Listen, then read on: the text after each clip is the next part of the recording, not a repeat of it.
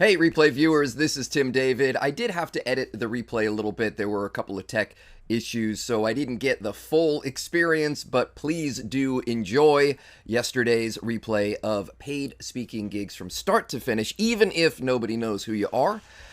Part 3. So let's dive into it. Basically, the steps are very, very simple. If you're a writer down or if you're a note taker, grab your pen, grab your pad. I love the old school pen and pad approach. Look at this. I'll give you the behind the scenes look.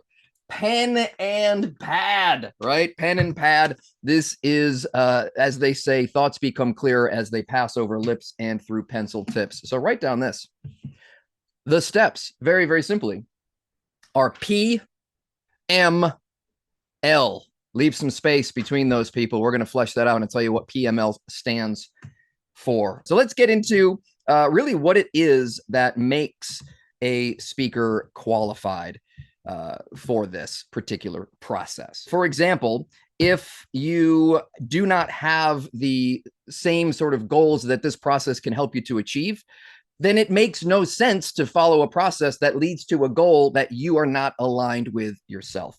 Goal alignment is critical. This is someone who has more than a fleeting desire to do paid professional speaking gigs. We talked a lot about that in video 1.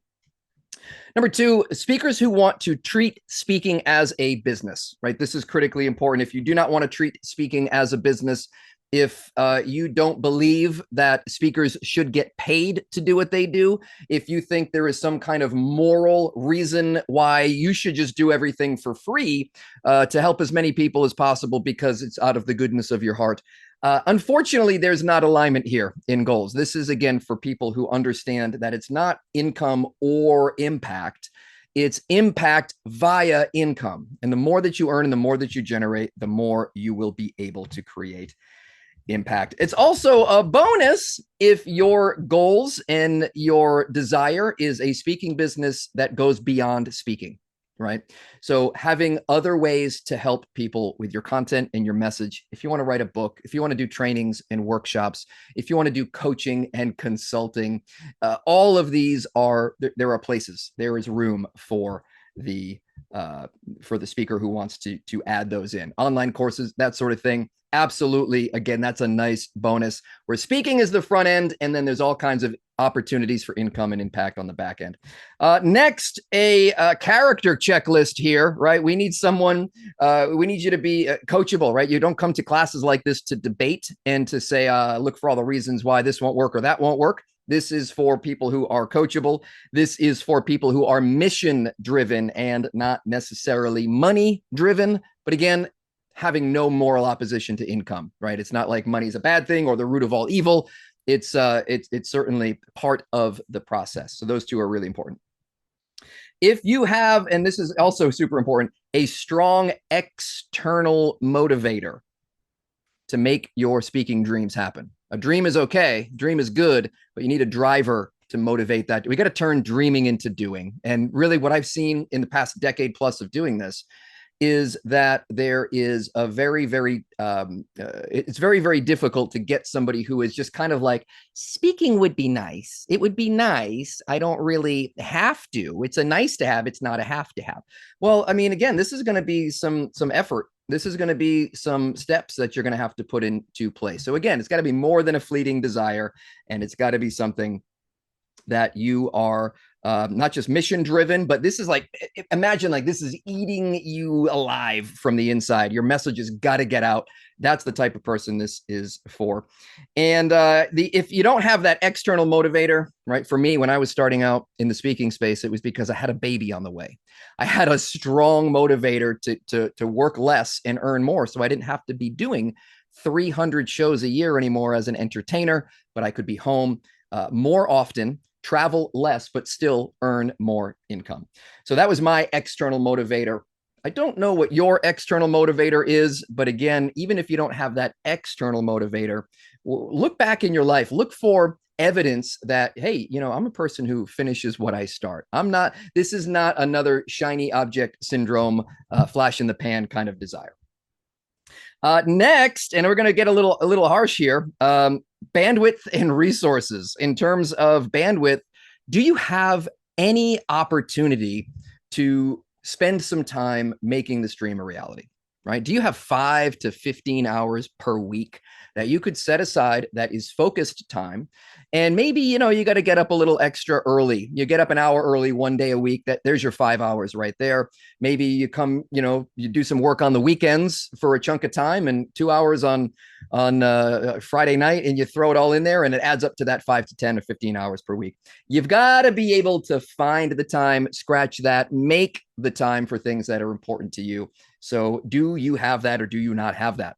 And let's see, do you also have the capacity? What if it works, right? What if this PML system works? Are you able to do the gigs?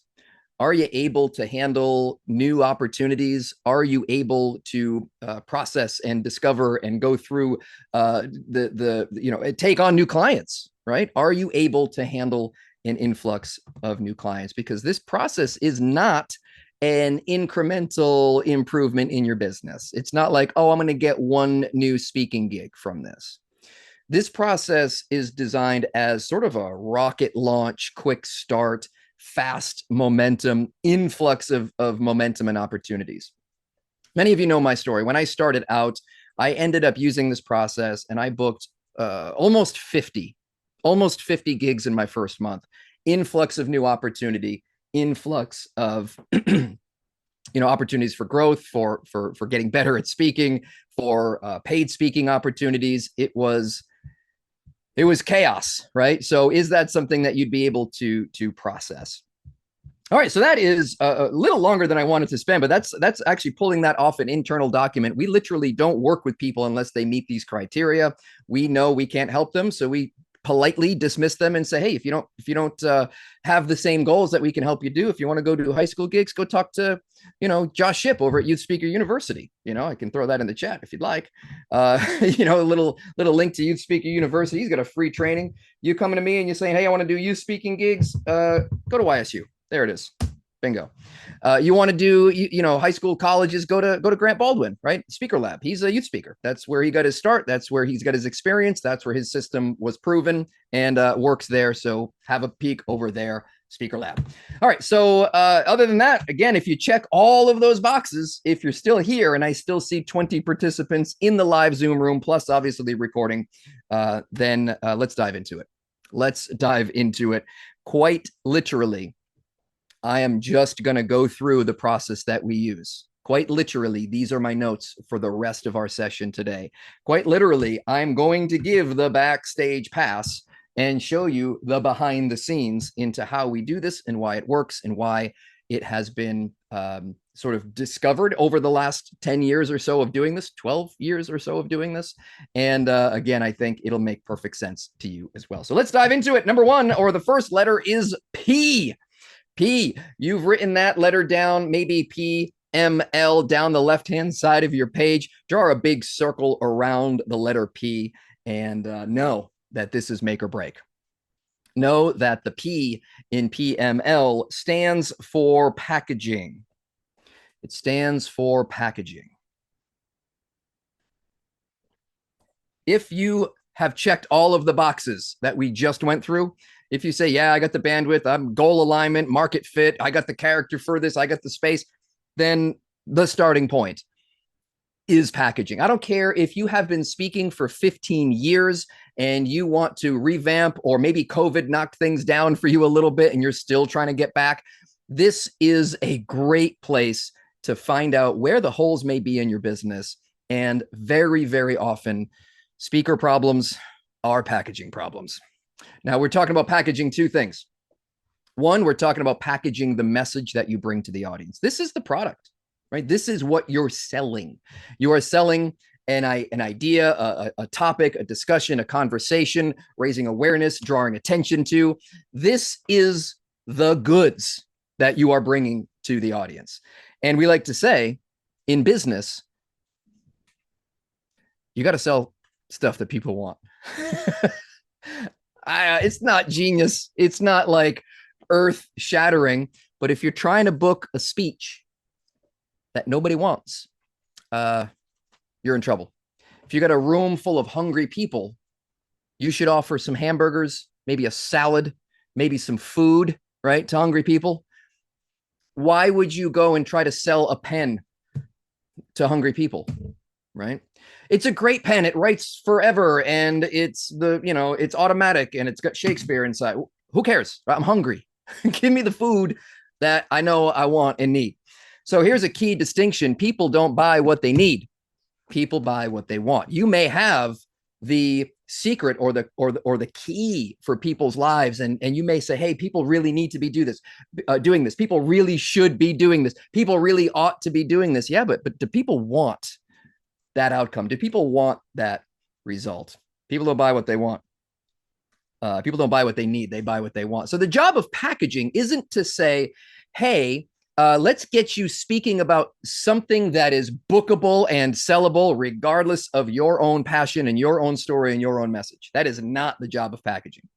The job of packaging is to say, hey, look, this is what I got. This is what I'm passionate about. This is what I care about. And this is why it matters to you.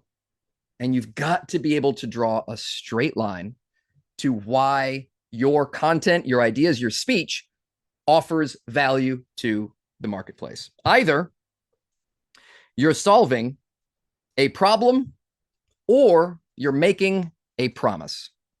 Okay. A speech cannot be your story. A speech cannot be, I speak about mindset. What does that do for me, right? That may be the topic of your speech. That may be the content of your speech, your story. Absolutely, we should be telling stories and personal stories. Mindset, super important. But how are we describing it? How are we packaging it? What does it do for people? Who's it for? Why does it matter? What's the difference it's going to make in the lives of our audiences, right? So we've either got to solve a problem or make a promise. We can't just go and say, I'm going to give you content. That content's got to solve a problem or make a promise. Can't stress that enough. The second thing we got to package is the messenger, right? Not just the message, but also the messenger. And when we're working with speakers, we try to find out what is it that's going to make a meeting professional in today's landscape, 2024, post-COVID, post-2023. The world is moving quick. I don't know if you all noticed. I don't know if you all noticed, but the world is changing. Corporate speaking is a moving target, right? So keep that in mind. But to make those buyers lean in and say, now this is interesting. This is going to stop my scroll, because I also don't know if you've noticed this. Teresa, you may be able to speak to this, right? Just nod your head if this is true. A lot of people want to speak. There's a lot of people going after every single gig. There's a lot of competition. Teresa, you run an agency, you get inundated weekly, right? So how are we going to stand out? How are we going to make it so that people will lean in and stop their scroll and go, ooh, now that's an interesting message. And we do it. We call it the who, the how, and the hook. Either the messenger is unique and different, right? So maybe, I don't know, maybe Dean is not just a speaker, but maybe Dean is also a magician, right? We know that about Dean. Dean can make all the things happen.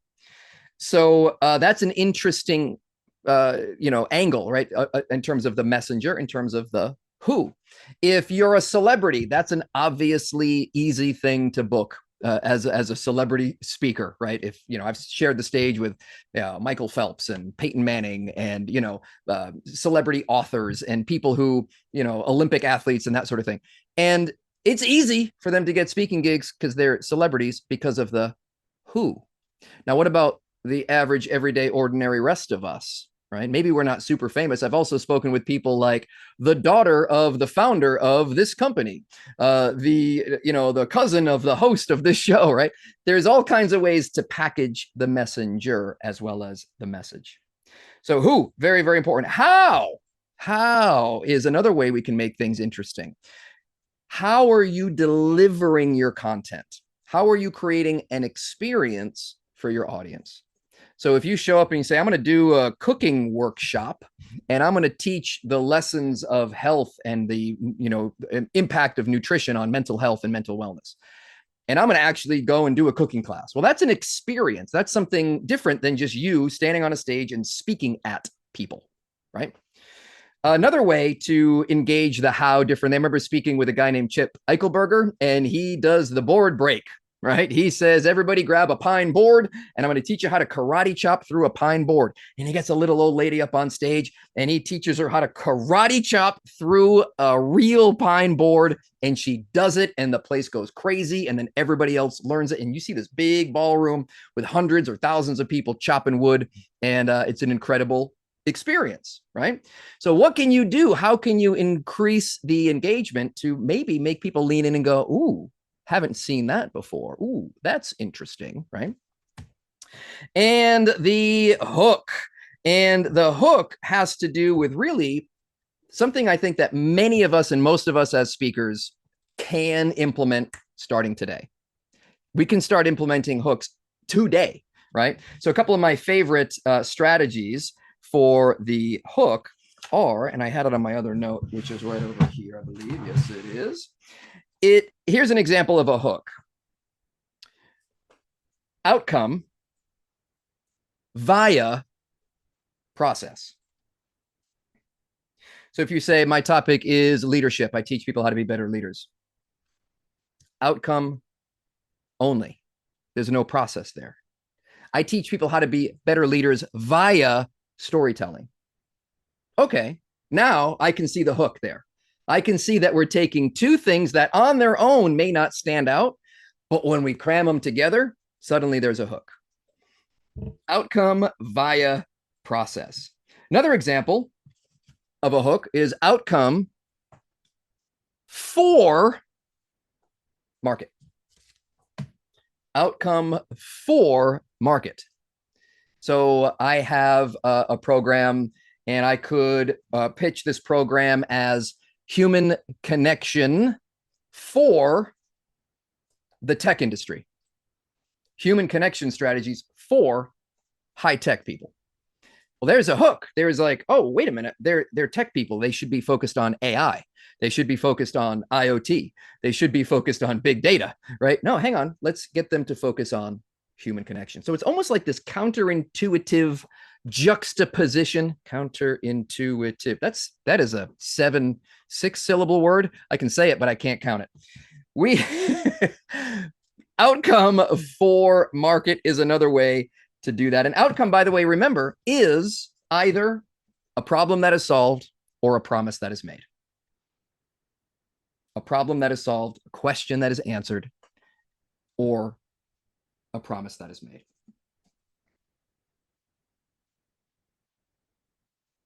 So looking at packaging our message and packaging the messenger, there are all kinds of ways to make a speaker interesting, make a speaker fit in while standing out, making sure that we check all of the boxes, making sure that the message is still in alignment with the speaker's heart, because let me tell you something right away. If you get too far away from your foundation and your base and your passion and what you care about and what you want the message to be, then you're just simply not going to show up in the way that you know you can and should show up for your audiences. So having that passion and staying rooted and connected to that while still segueing and layering in something that people will pay for. Okay. I don't care how passionate you are about pogo sticking, right? Mountain climbing on a pogo stick. I don't care how passionate you are about that. I don't know, maybe there's probably an association. Not going to lie, there probably is. You go to the directory of associations.com, you'll probably find the pogo sticking association and maybe even the mountain climbing. But you see what I did there? You take two things and then you cram together and then you make it interesting. So there's got to be something people will pay for. And then obviously not just packaging the message. Even if you do all of that, you still have to remember and loop in, hey, it's not just about the what and the how. It's also about the who. It's also about the messenger. And what we cannot allow to happen is for us to be the wrong messenger for the right message. Even if it's the right message, if we're the wrong messenger, I'm reminded of the time, and I actually honestly don't know which it is. I don't know if it was Dr. Phil. Was he selling hair care products, like hair replacement, Or was it like a diet program? Either way, he was the wrong messenger for that. That would be like me saying, hey, I'm here to speak to you about women's issues. Now, that is certainly a viable topic, but are people going to believe that I have the right perspective on women's issues and how a woman can excel in a male-dominated environment? Could I speak about that? Would you believe it? Would the marketplace believe it? I don't know. I mean, it's a hill to climb, is what I'm saying. So we got to make sure when we're packaging a message and a messenger that there is alignment with all of those and more. And then we got to put the eyeballs of the corporate marketplace on it, get our finger on the pulse of not only what they want, but what they want today, because it's a moving target. And hopefully all of the Venn diagram circles line up. So that is messaging. I'll tell you how we do this for people. We interview speakers. We ask them a whole bunch of questions about their market, and then we spit out their packaged message. We have several tools and processes that we use for that, but at the end of the day, it's really important and it's really valuable to have the human eyeballs on what you're doing, and again, have someone who has the finger on the pulse of the industry. So after that, obviously, we also want to teach you our process, right? It's a 3 to 5 week process. We don't mess around. You've got to get this right. It is make or break. You cannot show up to the room of hungry people and bring camping equipment and say, I'm going to sell you camping. They won't buy it. They're hungry. So you can't mess that up. So it's a 3 to 5 week process. We teach you the process that we do so that even after you take the message that we've packaged for you, even if you want to develop a new program, you'll have the process and you'll know exactly how to check all the boxes and make sure it's a well-packaged message that you can bring to the marketplace. Once you know what your packaged message is, and once you have that level of confidence that says, this is it, like this is the thing, this is clear, this is concise, this is compelling and competitive, I can stand on this and I can run with this, right? I can stand on this as a foundation. And I know that when I put effort, when I put time, when I put energy into this, it's going to work, right? It's going to have the results. It's going to have the impact.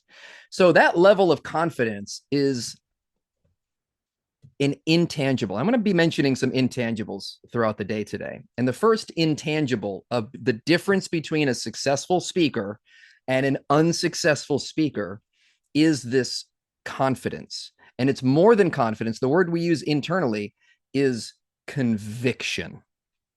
Conviction. A speaker who is, in it for the money or shiny object syndrome is not going to have that heavy weighted conviction, the gravitas that comes with the belief in their mission. And yet one who does recognizes that it's not about them. It's not about, them getting rejected when they try to get a gig and don't. It's about the mission and the vision and the impact. And they view themselves as leaders of many movements, small armies of people who also care about this topic. And all their job is to say, hey, we're here and we believe this. Hey, we're here. We believe in this topic. We believe this is important. Come on and join us and we're going to make a difference, right? That's the job of many, many of the world's most historically speaking, successful speakers, right? They view themselves as these leaders of many movements. And that comes from conviction. That's an intangible. You show up on a stage with conviction, get out of the way, everybody. Like, watch out. You're going to be flooded with these people who smell it on you. And they're going to say, hey, we want some of that for our organization because we also believe that. We also align with that. So that's the outcome of a packaged message. That's the outcome of a packaged message. I say I'd be letting you behind the scenes. What we do is we have a process. We say it takes about 3 to 5 weeks. We'll call it a month. A month of messaging, right? And being able to check all these boxes and go through all the checks and balances and making sure that a speaker is ready and feels that same conviction. And I love it when a speaker looks at us and says, oh my gosh, those are my words. That's what I've been trying to say. Like that is the message behind all of this that I've been trying to do. And it's just packaged up and wrapped up with a nice little bow on it. We've seen people just become emotional. And I say, that's your message. That's what you told us. Like we just packaged it. That's all we did, right? All right. So momentum is the next step. The M is momentum. And momentum is an exciting part of the process. Momentum is when things start to happen. You've got a message, it's packaged. You know what you're going to say, you know how you're going to say it. You know how to speak. Obviously, most of you come here, you know how to speak. That's right. You know how you just want to do more of it. But do you know how to speak about what you speak about? And once you have that packaged message that says, I know how to speak about what I speak about, and I can stand on it, and I feel a conviction, and I know it's in demand and ready to go, then it's time to shout it from the rooftops. Then it's time to build momentum. And the momentum for a speaker who is not established is a different momentum building process for a speaker who is established, right? So a speaker who is established and wants to come to us and say, hey, things have been slow. How do we inject some new momentum into what we're doing? Well, you've got a client base. Let's start there.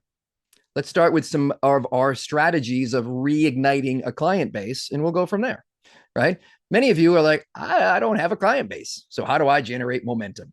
And that's the beauty of this process too, is because again, what we teach is 12 different momentum strategies, 12 different sparks to ignite that forest fire of speaking inquiries. Because then again, ultimately at the end of the day, we want them coming to us, right? My marketing strategy these days, you ready for it? Write this down. I'm going to give you my entire, the bulk of my marketing strategy right now. For my business, timdavidspeaks.com. This is how I book $25,000 gigs. You ready? I open my email.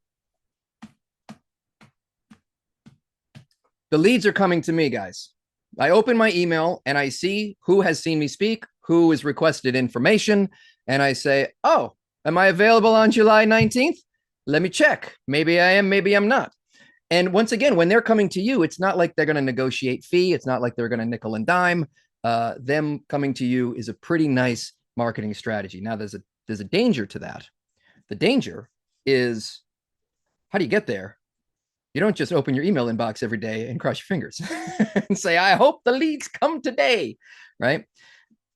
Also, one thing I want to be very clear on too is a lot of the strategies that people think of in terms of getting incoming leads are going to be frustrating. Okay, so when I say we teach 12 things, I want to be very clear on what they're not first. Okay, so number one, not cold outreach. That is not a momentum inducing strategy. That is a migraine inducing strategy, right? For both you and the people you are harassing. And let's kind of call it what it is, right? If you're just blasting people, that's kind of like spam. I mean, that's the definition. So be thinking about that in terms of when you're contacting people. What's the context? Are you a pest, or are you a peer, or are you up here? Right? So again, I think the best way to build momentum is to speak a lot and to be seen speaking and to build a small army of people who have seen you speak. So when people come on to our programs and say, hey, I want to be a speaker, and we say, all right, it's time to market you. We got your message packaged. After we do that, then it's time to shout it from the rooftops and market you. And they say, whoa, whoa, whoa, I'm not ready. Don't I need a website? It's like, not yet. What are you going to put on the website?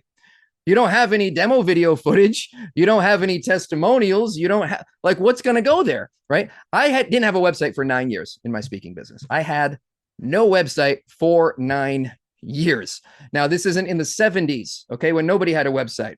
This is like, I started in 2009. I didn't have a website till 2018. You can go back and check the Google Wayback Machine for timdavidspeaks.com.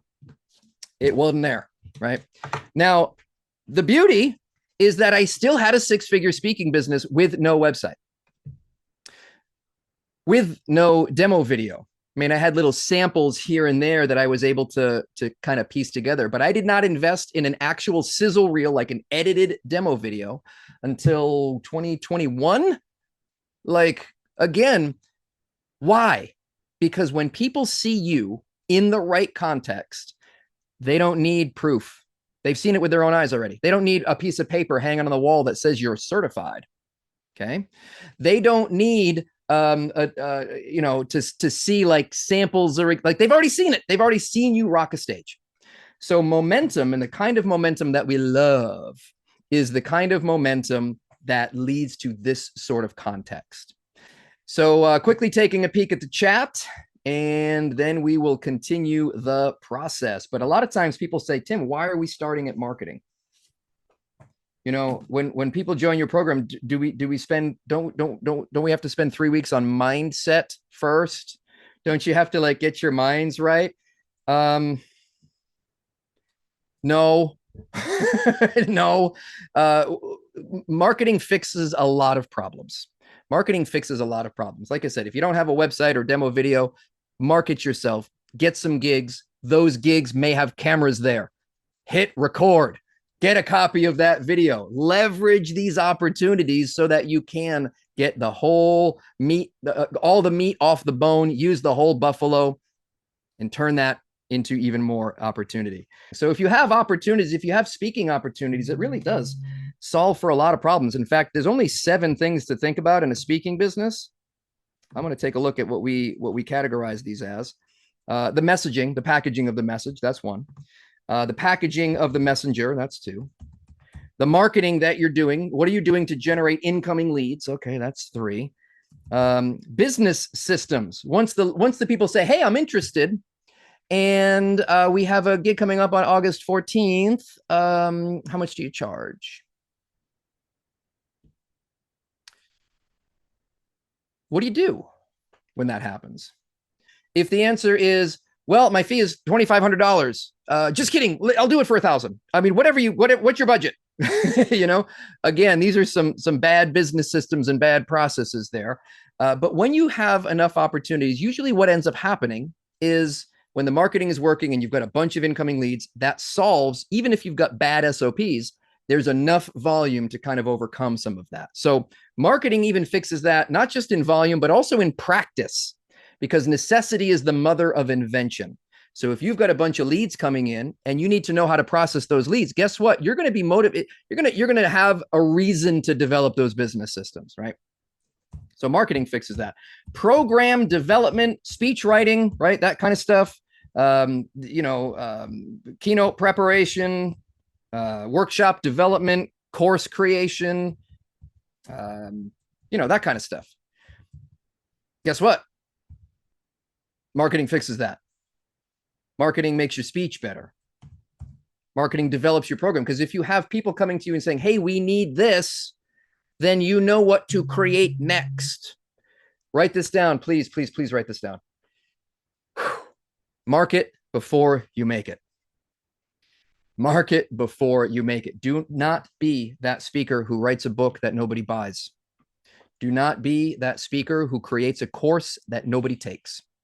Unless you've got paying members to join that course with money, not in their hand, in your hand, that's when you create the course. Market before you make it. That will save you years of effort, years of stress, anxiety, worry. That, because after you create something, don't you feel like, I really should sell this? I really should I put my heart and my soul into this. You don't want to just take it and throw it in the dumpster. You want to put more effort into it. So market before you make it will absolutely save you months, years off your life, and all of the stress that goes with it. So marketing fixes program development. You market, you get a gig, now you can create that program, and it's going to be a better program because you have an actual audience that you can say, okay, this is a group of IT professionals. I know how to create a speech for them, versus I'm going to write a speech like, to whom it may concern. What are we talking about? Right? So get yourself a booked gig before you write the speech. Have an idea, know what you're going to speak about roughly, package it. And if people say, yeah, I want to buy that, then make it. If they don't, then you haven't wasted any time creating it. Market before you make it. Speaking skill, same thing. The only way to get great as a speaker, and that is your best marketing tool, is to have a great program and be a great speaker. That's your best marketing. Hands down, no questions asked. The only way to become great is, guess what? I saw you mouth it. To do a ton of gigs, right? To get out there and to be on stages and to rock those stages and to see how people respond when you tell that story, to hear the audience's feedback before, during, and after, right? Oh, Michelle, good to see you. So yeah, absolutely, absolutely, it'll improve the speaking skill. We have a phrase, we say this: get good, right? Remember, package your message, design it so that the human brain can process it. Make sure you study the art of speaking and the craft. Cool. Get good. Get gigs, then get great. And there is no shortcut or workaround. There will never be a great speaker on their first time out. Every great speaker you've ever seen started by sucking to some level, right? Get good, get gigs, get great. It's not like the best path. It's kind of the only path, right? Talk to any great speaker that you look up to and you'll say, at what number gig were you great? And the good ones, like the truly great, like the elite ones, you know what they'll say? I'll let you know. I'm not there yet. Speaking skill is developed through speaking. And then branding, branding. So this is just the kind of tangible assets like your website, your demo video, your Zoom setup, right? How professional you show up when you're meeting with potential prospects on Zoom. Your social media profiles, because people do look you up, right? So they are going to make decisions about you before they even talk to you. So yeah, personal branding, that's number 7. We talked about all the others in terms of the dials you can turn to improve your speaking business. Marketing touches all of them and improves all of them. So that's why we start building momentum via marketing. That's the momentum step. Market, get your message out there, make it about your message, not about the messenger. And you've got some momentum. During the momentum phase, right? We do this for 90 days. When we work with speakers, we take them on a momentum binge for 90 days. 1 initiative a week for 12 weeks. Action. We say this: massive action is the vaccine for failure. 90 days, 1 marketing initiative a week. I'm going to tell you some things about what it looks like behind the scenes. All right, I'm going to tell you some things from this point of view, behind the scenes. Nobody, how do I do this in order? Let's do this. We have a 100% success rate on momentum. That means booked gigs. That means conversations with decision makers. That means doors opening, opportunities happening, traction, right? 100% success rate. Cool. We also have a 0% completion rate. Nobody has ever finished the entire 90-day gig getting boot camp. And yes, it's intense, but that's not why people don't finish it. People are motivated in this 90-day period. There's a lot of energy. There's a lot of excitement, right? But what really is going on is, first of all, there's no one path up the mountain, right? There are 12 strategies. They do build on each other and they do work together, but it's not like there's step 1, step 2, step 3, and that's the only way you can do it. Okay, so what speakers really need is options. Okay, I know how to build momentum and I know the one that's going to work for me. Personally, I have 0 cold outreach in the top 12. There is no networking going on because I just don't like it, right? Now, and therefore I haven't done enough of it to develop it into a system that is guaranteed and proven. So that's part of the reason nobody's ever finished, is because that you can look at them and say, that one's not for me. The real reason that nobody's ever finished the 90-day gig getting boot camp is because it works and you don't need to finish. You don't need to stay in momentum generation. Once you generate momentum, it's time to move on. It's time to move on. Do not be the speaker who can book a free gig, and then that free gig turns into another free gig. And then free gigs, they only lead to other free gigs. And they're always promising, oh, but you'll get so much exposure. And then you're thinking, yeah, but people die from exposure. Like, I don't need more free gig. I don't need more lateral growth. I need to step up to the next level. So once you get momentum, you have graduated the 90-day gig getting boot camp and you can move on. Now, guess what happened in 2020? Does anybody remember 2020? Yeah, speaking business got rocked. So what did I do? I went back and looked into our momentum generating strategies. After COVID, we had to do a reboot and generate momentum again for our speaking business. Anytime there's a lull or a dip, you can go back and dip into the momentum generating strategies and breathe new life into your speaking business.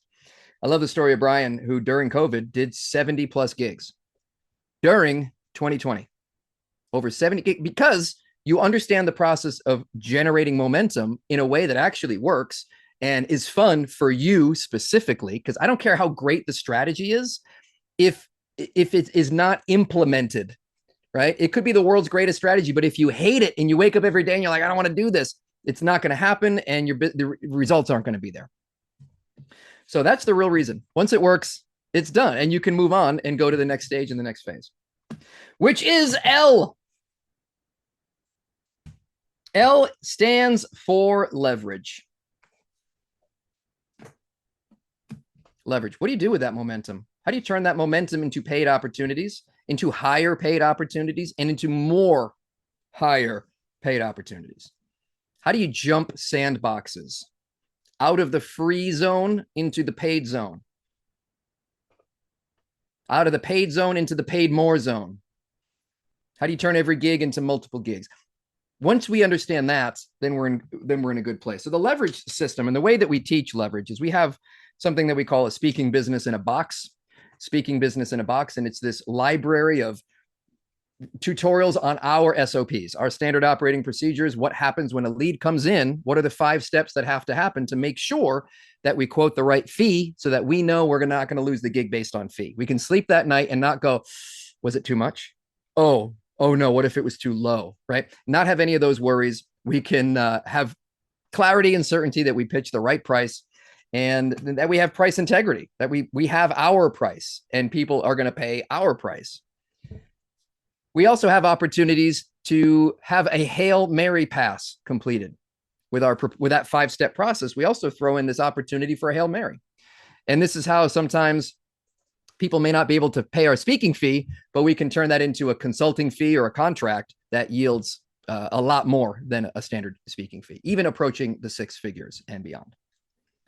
So this is leverage, right? This is the SOPs that turn the marketing and the momentum into the cash, the impact, the opportunities, and the growth that we need. So we've got a few examples of systems and processes. As I mentioned, the inquiry to income process. When the momentum works, the inquiries start happening. What do you do exactly to convert those leads? Cool. Awesome.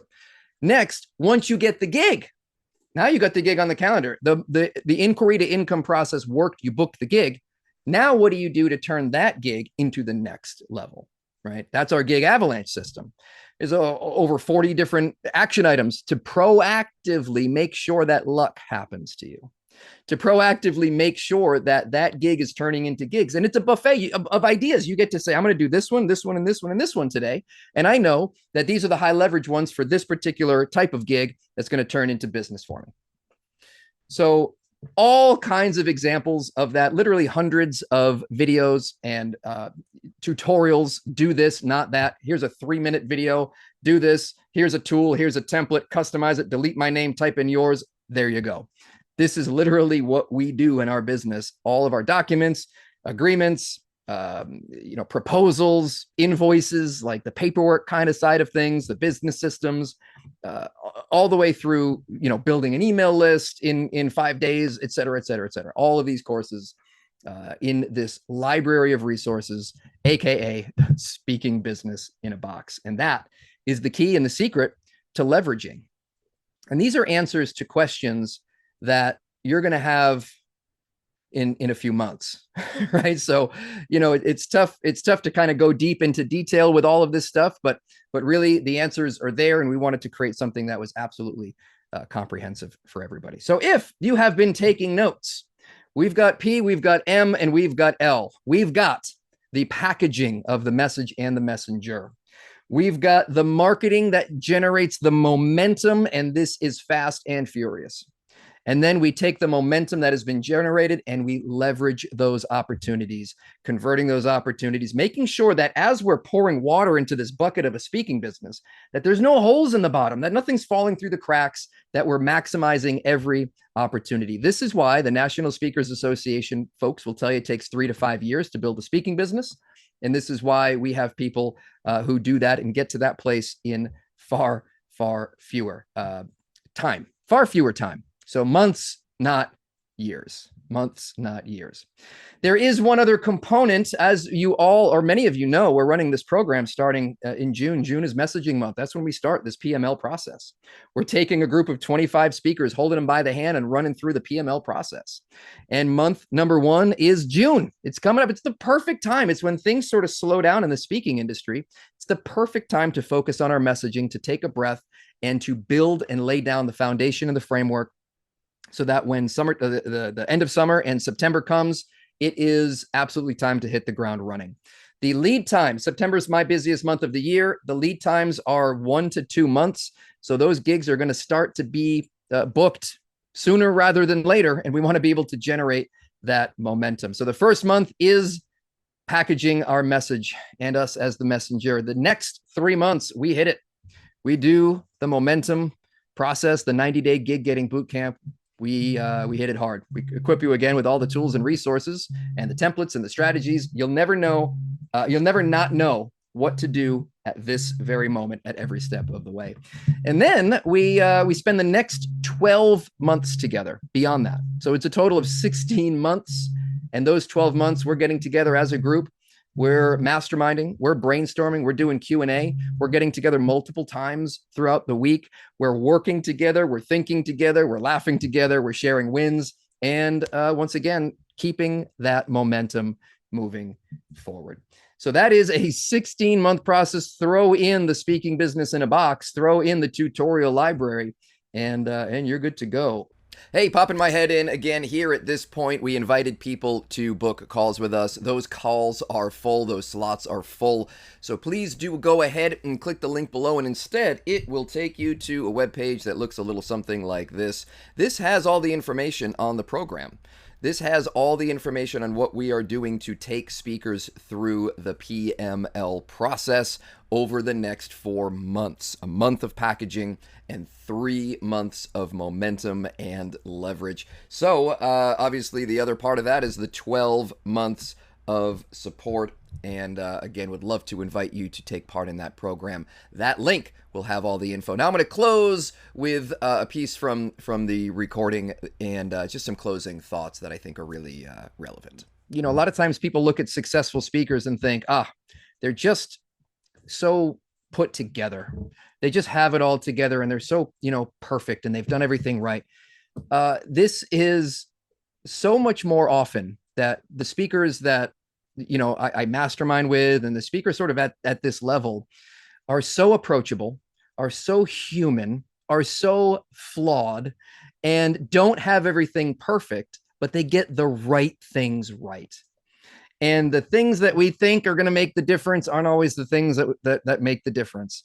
So it's really valuable to know that you don't have to have it all together, but you do have to have the right things right to really leverage some great success. And we see a lot of people who are just quietly behind the scenes, people you would never hear their name, are doing 6 figures, 7 figures, 8 figures a year in annual revenue from their speaking, thought leadership based speaking businesses and publishing platforms and all kinds of cool stuff. And again, a lot of times you don't even know who they are. They're quietly making it happen.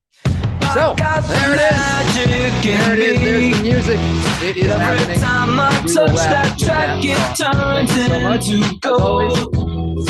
Everybody knows I got the magic in me. When I hit the floor, the girls come snapping at me. Everybody wants a blast of magic, magic.